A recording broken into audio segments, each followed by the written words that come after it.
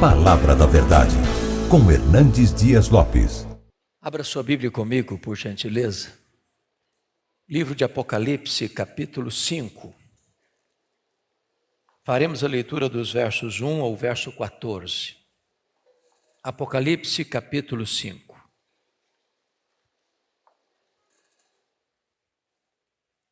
Esse texto diz assim: Vi na mão direita daquele que estava sentado no trono um livro escrito por dentro e por fora, de todo selado com 7 selos.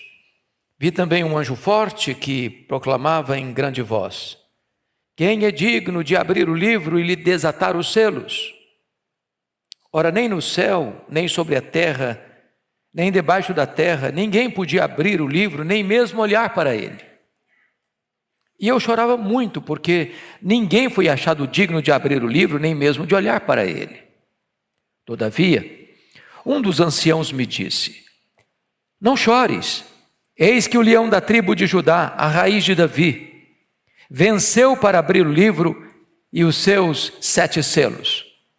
Então, vi no meio do trono e dos 4 seres viventes, e entre os anciãos de pé, um cordeiro como tendo sido morto. Ele tinha 7 chifres, bem como 7 olhos, que são os 7 Espíritos de Deus enviados por toda a terra. Veio, pois, e tomou o livro da mão direita daquele que estava sentado no trono. E quando tomou o livro, os 4 seres viventes e os 24 anciãos prostraram-se diante do cordeiro, tendo cada um deles uma harpa e taças de ouro cheias de incenso, que são as orações dos santos. E entoavam um novo cântico, dizendo: Digno és de tomar o livro e de abrir-lhe os selos, porque foste morto e com o teu sangue compraste para Deus os que procedem de toda tribo, língua, povo e nação, e para o nosso Deus os constituíste reino e sacerdotes, e reinarão sobre a terra. Vi e ouvi uma voz de muitos anjos ao redor do trono, dos seres viventes e dos anciãos, cujo número era de milhões e milhares de milhares, proclamando em grande voz: Digno é o cordeiro que foi morto de receber o poder e riqueza e sabedoria e força e honra e glória e louvor. Então, ouvi que toda criatura que há no céu e sobre a terra, debaixo da terra e sobre o mar, e tudo que neles há, estava dizendo: Àquele que está sentado no trono e ao Cordeiro, seja o louvor e a honra e a glória e o domínio pelos séculos dos séculos. E os 4 seres viventes respondiam: Amém.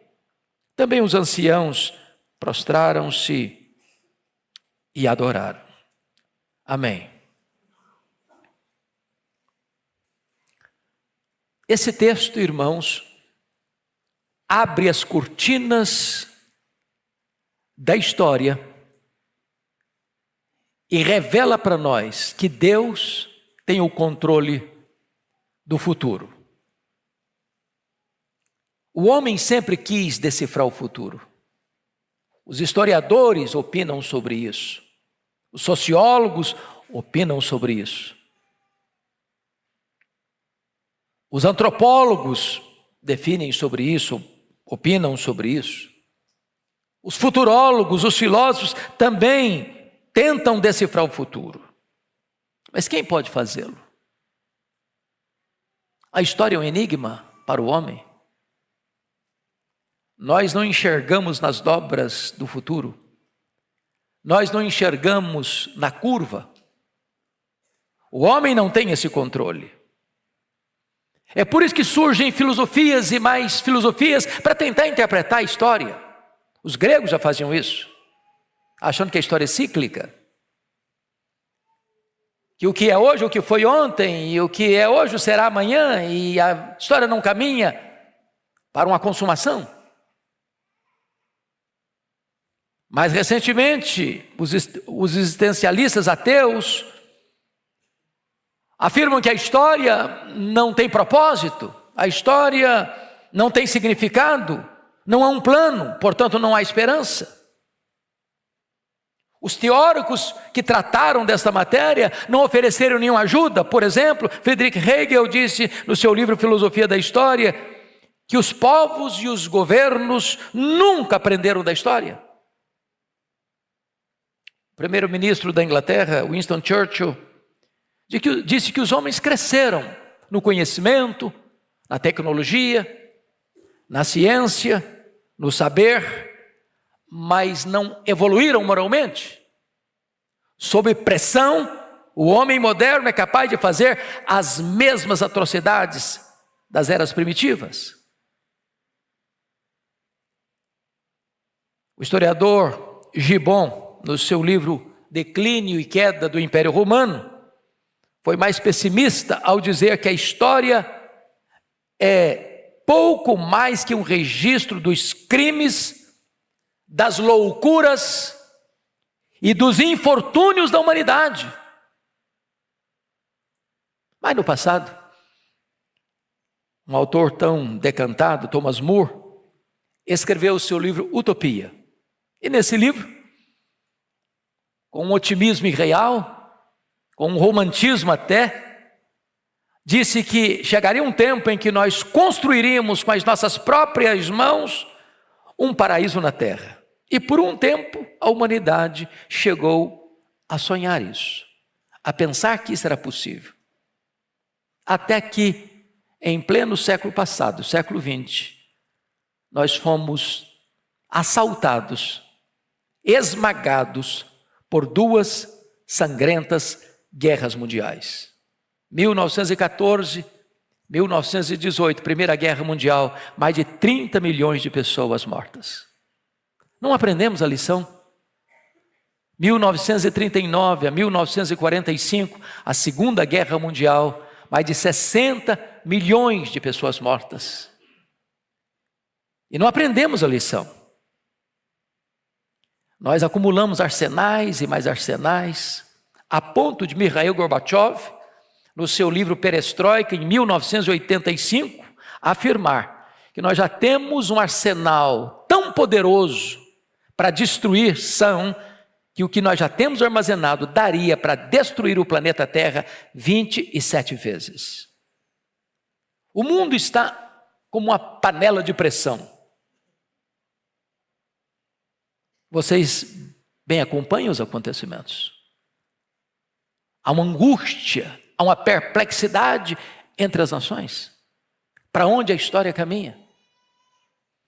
Esse texto, amados irmãos, nos oferece uma grande esperança. Esse texto é a resposta para as nossas indagações. Esse texto aponta para nós que a história não está ao léu, sem rumo, como um barco à deriva, jogado pelas ondas revoltas do mar da vida. A história está nas mãos do Cordeiro de Deus, o nosso glorioso Redentor. Então eu gostaria que vocês acompanhassem comigo algumas lições do texto. A primeira delas é que o Deus que está no trono do universo tem um propósito para a sua vida e para a história da humanidade. Confira comigo, por gentileza, o verso 1. Toda a igreja comigo, por favor, lendo o verso 1. Vi na mão direita daquele que estava sentado no trono um livro escrito por dentro e por fora, de todo selado com 7 selos. No capítulo 4, João é chamado ao céu, e ao subir ao céu, ele vê alguém sentado no trono. Ele não descreve esse alguém, a não ser com figuras de pedras preciosas, a sua majestade, a sua santidade, a sua grandeza, a sua glória. E esse alguém que está sentado no trono tem um livro. Esse livro é exatamente os destinos da humanidade, o plano de Deus para a história. Mas esse livro está nas mãos daquele que está no trono, ou seja, os céus governam a terra. A história não está à deriva, a história não está nas mãos dos homens, a história não está nas mãos dos poderosos deste século, a história está nas mãos de Deus. Agora notem, este livro, diz o texto, representa para nós que tudo está traçado, tudo está escrito, tudo está determinado. Nada foi esquecido, nada foi omitido. Em outras palavras, não existe acaso, não existe sorte, não existe azar, não existe determinismo cego, não existe misticismo.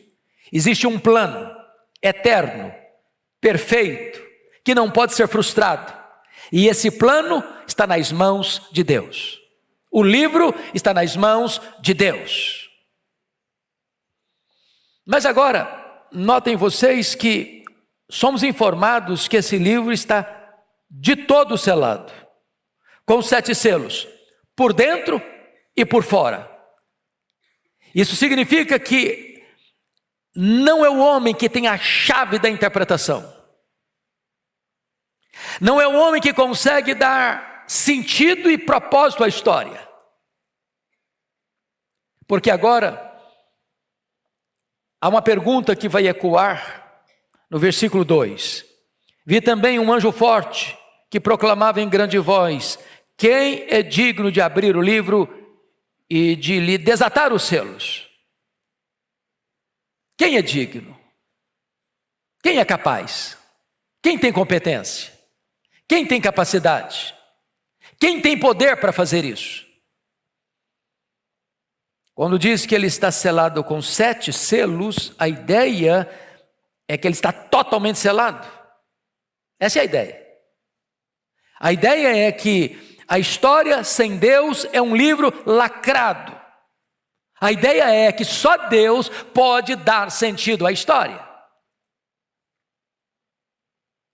E aqui é curioso, é que foi feita uma pesquisa. Notem comigo, por gentileza. Versículo 3. Leia o verso 3 comigo, toda a igreja, por favor. Ora, nem no céu, nem sobre a terra, nem debaixo da terra, ninguém podia abrir o livro, nem mesmo olhar para ele. O que representa isso? Quando ele fala que nem no céu, quem está lá? Estão os seres celestiais, os querubins, os serafins, os anjos.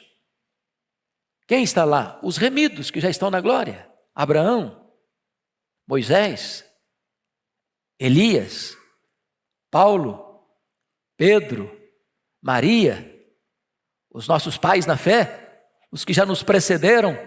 Nenhum destes foi encontrado digno de abrir os selos deste livro da história. Mas a pesquisa prossegue no verso 3, nem sobre a terra, ou seja, nenhum homem, por mais poderoso, por mais influente, por mais culto, nenhum rei, nenhum imperador, nenhum filósofo, nenhum cientista, nenhum religioso foi capaz de abrir o livro e desatar os seus selos, nem sequer olhar para ele. Mas a pesquisa avança. No verso 3, nem debaixo da terra, ou seja, nem o diabo, nem os demônios, nem os espíritos atormentados podem revelar a você o sentido da história, nenhuma voz do além, ninguém do mundo dos mortos, nenhuma entidade espiritual é capaz de dar ao homem a interpretação da história, clarear os rumos da história. Em outras palavras, irmãos, nenhuma ideologia, nenhum partido político, nenhum sistema econômico é capaz de decifrar para você o significado da história. Então, diante desta pergunta, quem é digno? O que acontece é que nós estamos diante de 3 coisas. Primeira, a grande questão, quem é digno? Segunda, a grande constatação, ninguém podia abrir o livro.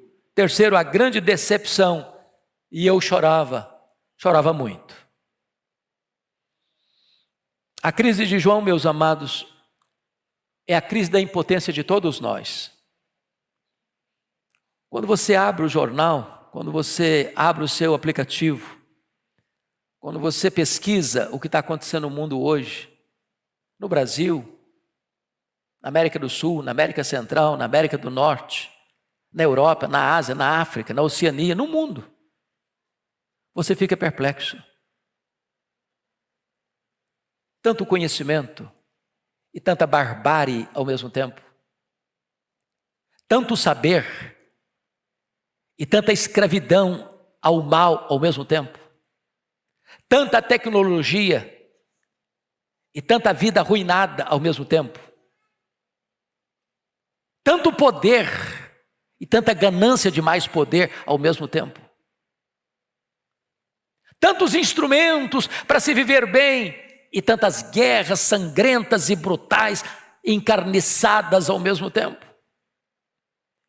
E você fica angustiado.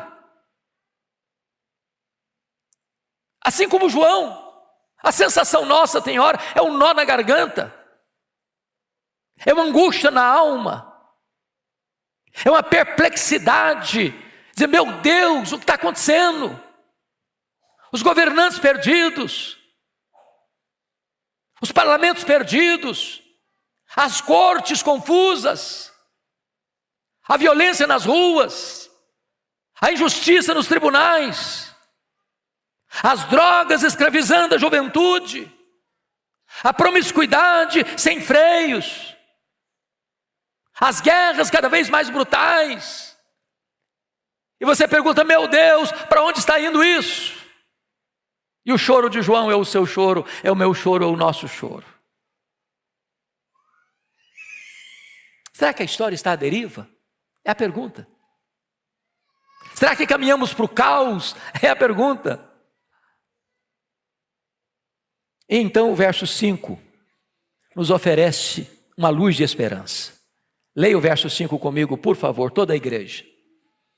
Todavia, um dos anciãos me disse, não chores, eis que o leão da tribo de Judá, a raiz de Davi, venceu para abrir o livro e os seus 7 selos. Que palavra preciosa, não chores. Mas essa palavra, ela pode ser apenas um consolo piegas. Às vezes, pastor Arival, eu tenho ido a funerais de pessoas queridas, de parentes próximos, de ovelhas amadas. E às vezes aqui, acolá, eu escuto alguém dizer, não chora não. E eu acho que essa palavra é tão tola. Porque funeral é lugar de choro mesmo. O melhor discurso que você pode fazer num funeral é o discurso do silêncio. É dar um abraço em alguém, encostar a cabeça dele no seu peito e não falar nada. Mas quando João escuta isso, não chores, não é um conselho vazio, não é uma palavra vazia.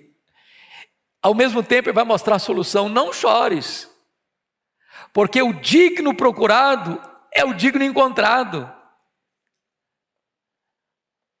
O leão da tribo de Judá, a raiz de Davi, venceu para abrir o livro. E ele venceu a morte, e ele venceu o diabo, e ele venceu o pecado, e ele venceu o mundo. Ele tem capacidade, ele tem poder, ele tem autoridade, ele tem competência para dar significado à história e à vida. Mas, notem comigo,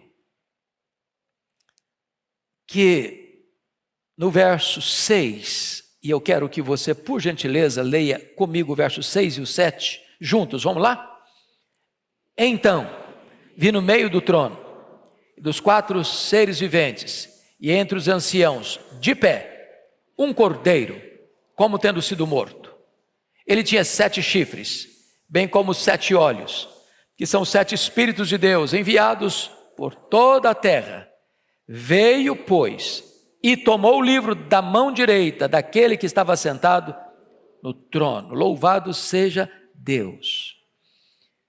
Veja bem que ele está no meio do trono. E quem é ele?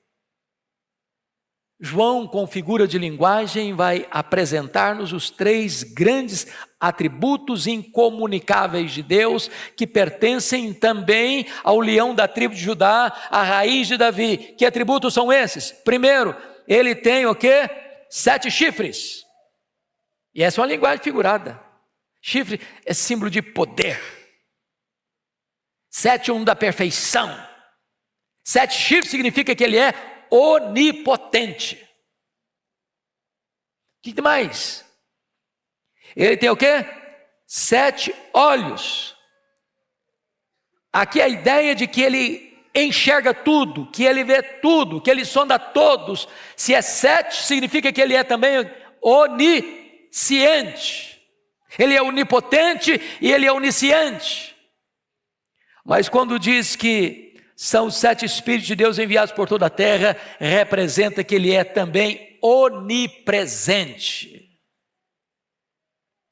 Esse que está no meio do trono tem capacidade, tem credencial, tem autoridade para pegar o livro. E agora o verso 7, veio, pois, e tomou o livro da mão direita daquele que estava sentado no trono. Deus Pai é sentado no trono, o Deus Filho agora pega o livro da mão direita do Deus Pai, e ele agora venceu para abrir o livro e desatar os seus selos. A história vai dar um curso, vai ter um curso. Ela não está solta, ela não está à deriva, ela não é governada pelo acaso, ela não é governada pelos astros, ela não é governada pelo misticismo humano, ela não é governada pelos poderosos deste século, ela é governada pelo Senhor Jesus.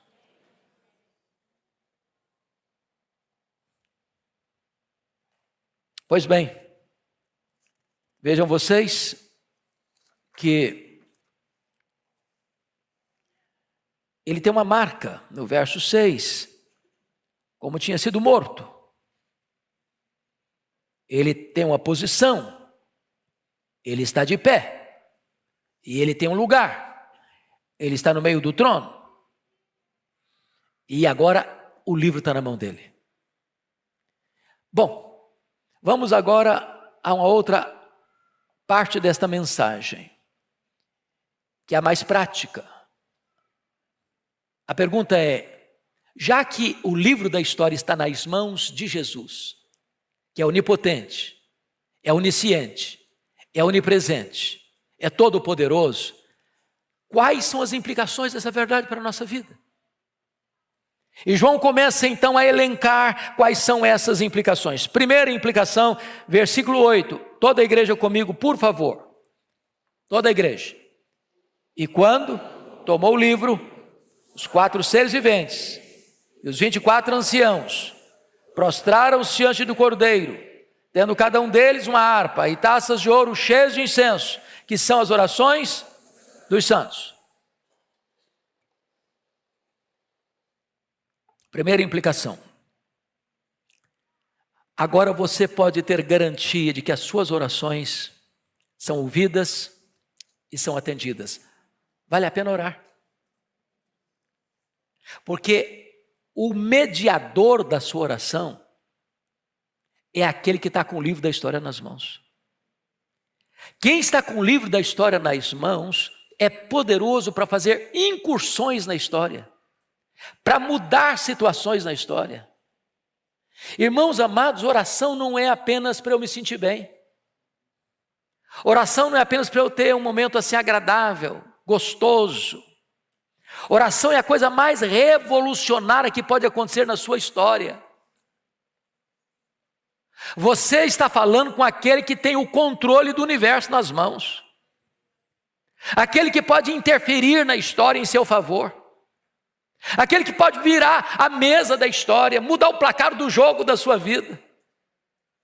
Aquele que pode fazer milagres extraordinários, aquele que pode fazer com que a mulher estéril seja alegre mãe de filhos, aquele que pode abrir a vista aos cegos, aquele que pode fazer os coxos andarem, os surdos ouvirem, os mudos falarem, os mortos ressuscitarem, aquele que tem todo o poder, toda a autoridade nos céus e na terra. Para ele você fala, você conecta a fraqueza humana à onipotência divina, você conecta o altar da terra com o trono do céu. Quando você ora, você aciona o braço do todo-poderoso Deus em seu favor.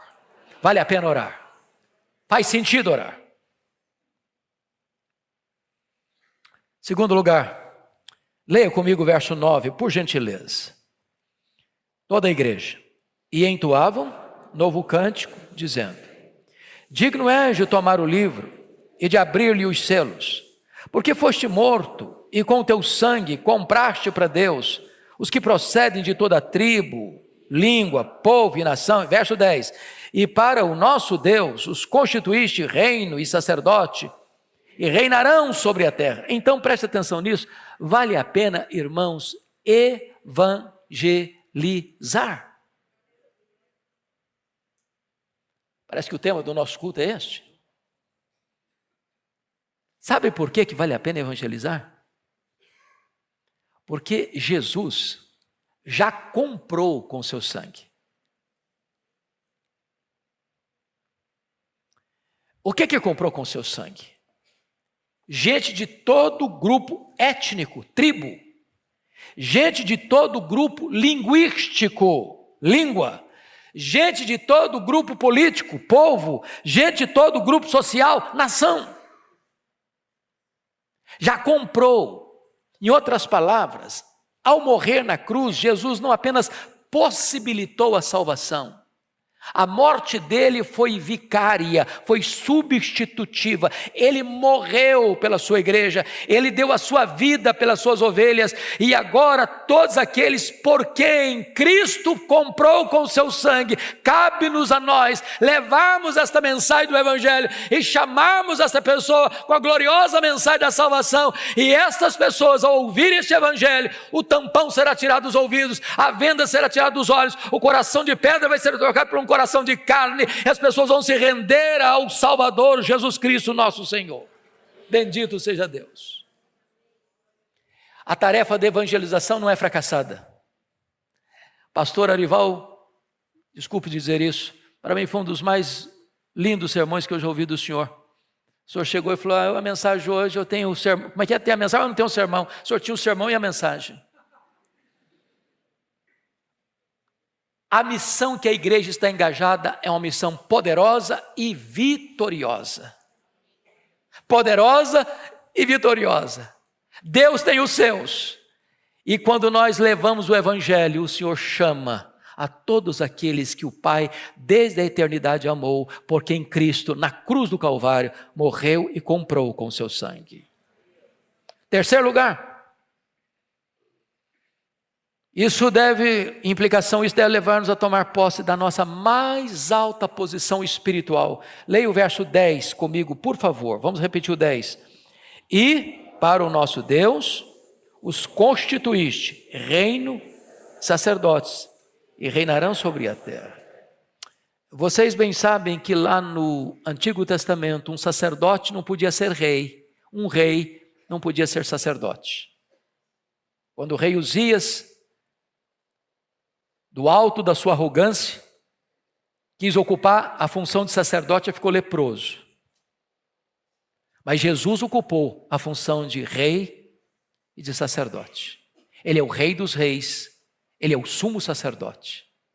E agora, quando você crê nele, você é constituído rei e sacerdote. Agora você tem o sacerdócio real.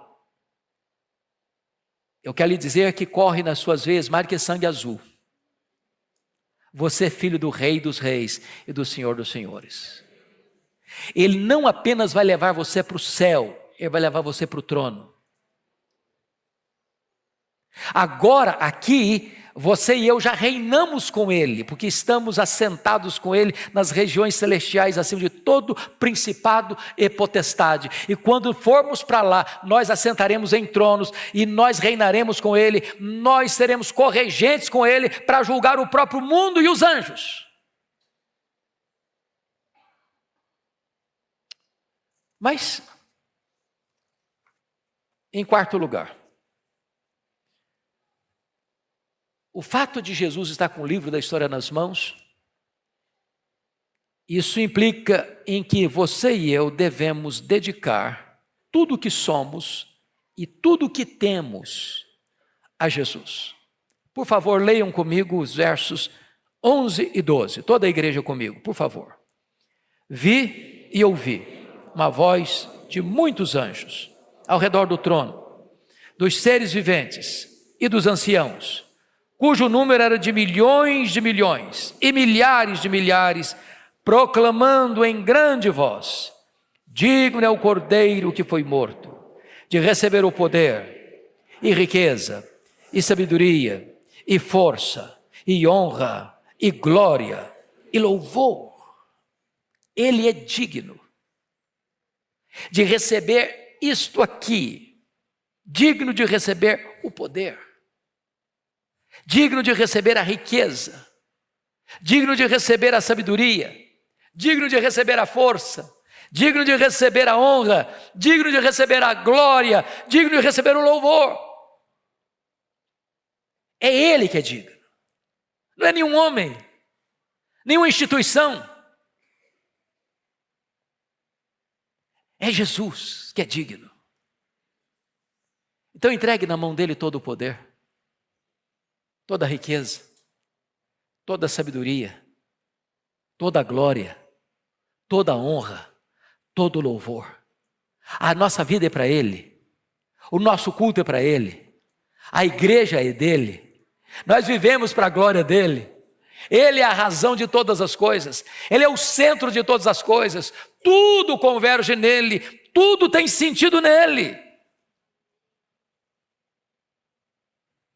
Então, o que você vai perceber daqui para frente é que aquele que foi procurado, aquele que foi encontrado, agora ele é plenamente adorado. Eu chamo a sua atenção que ele é adorado por quem ele é. Versículo 5 a 7 diz que ele é o leão da tribo de Judá, ele é a raiz de Davi, e ele é o cordeiro que foi morto. Segundo, ele é adorado por onde ele está. Está escrito que ele está no meio do trono. Terceiro, ele é adorado por aquilo que ele fez. Em outras palavras, ele comprou-nos para Deus. E ele nos constituiu reino e sacerdotes para Deus. Quarto, ele é adorado por aquilo que ele tem. Ele tem adoração de todo o universo, de toda a criatura. Ele tem adoração dos serafins, ele tem adoração dos querubins, ele tem adoração dos anjos, ele tem adoração da igreja na glória, ele tem adoração da igreja na terra, ele tem adoração do universo inteiro, porque tudo foi criado para ele e para a glória dele, e o universo inteiro está rendendo culto a ele. É por isso que Dr. Charles Erdman, um dos mais eruditos comentaristas bíblicos, ao escrever o seu belíssimo comentário de Apocalipse, descreve que nos capítulos 4 e 5 de Apocalipse nós temos o oratório da criação e o oratório da redenção. Oratório é um gênero musical dramático, com solos e coros acompanhados de orquestra. E aqui ele apresenta para nós um dos quadros mais belos dessa peça musical. E eu queria convidar você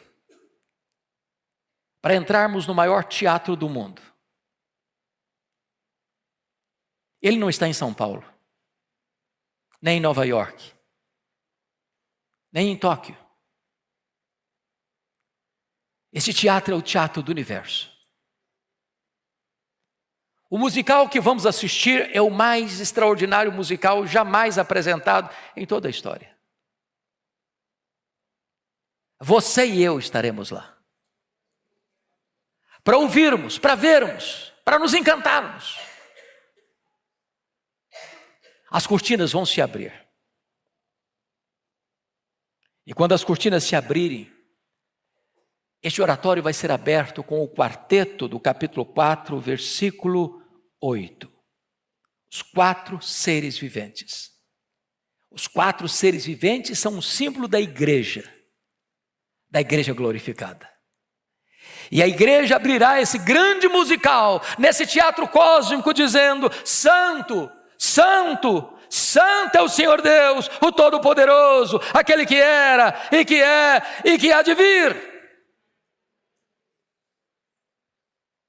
Então, diante desta música celestial entoada pelos seres celestiais, agora uma outra música toma o espaço desse teatro, no verso 10 e 11, quando então os 24 anciãos, símbolo da igreja da glória, representada pelas 12 tribos, pelos 12 apóstolos, a igreja universal, então entoa a segunda música no verso 11, dizendo: Tu és digno, Senhor e Deus nosso, de receber a glória e a honra e o poder, porque todas as coisas tu criaste, sim, por causa da tua vontade, vieram a existir e foram criadas.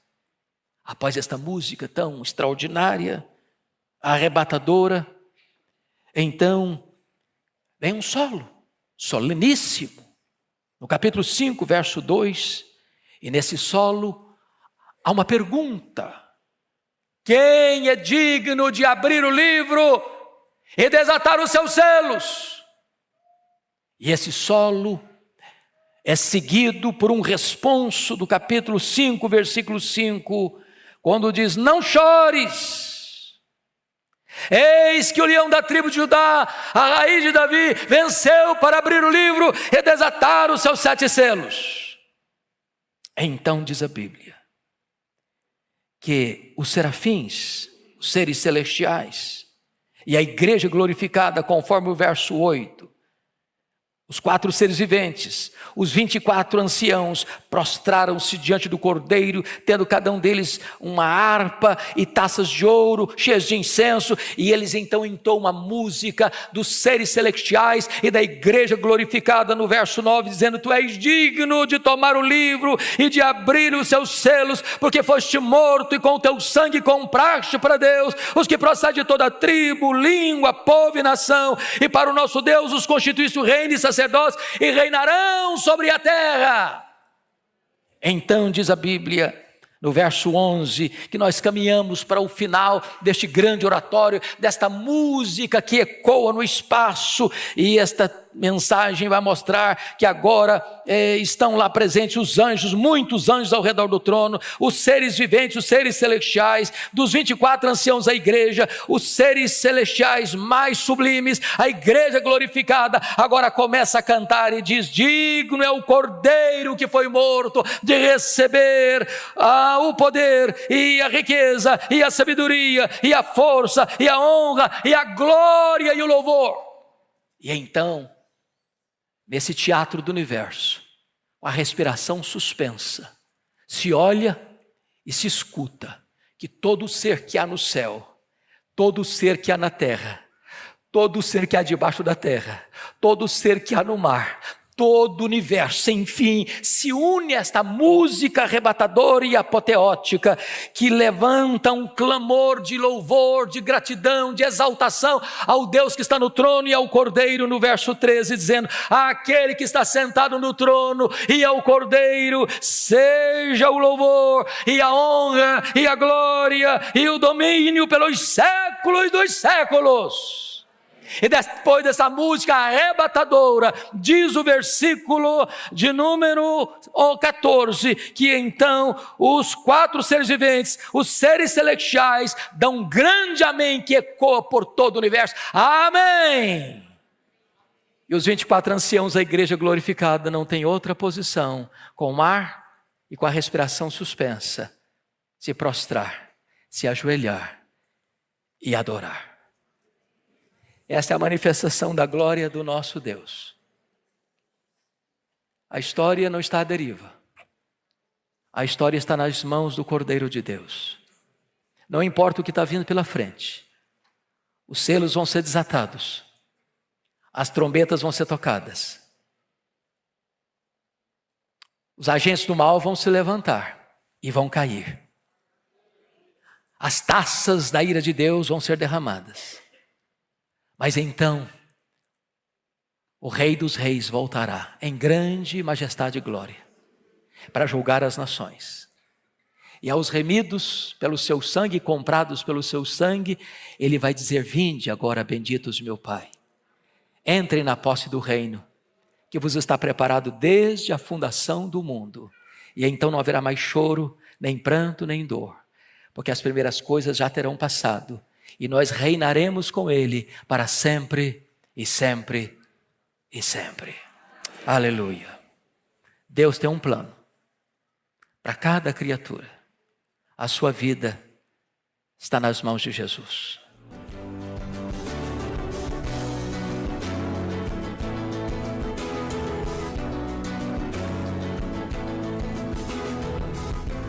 Palavra da Verdade, com Hernandes Dias Lopes.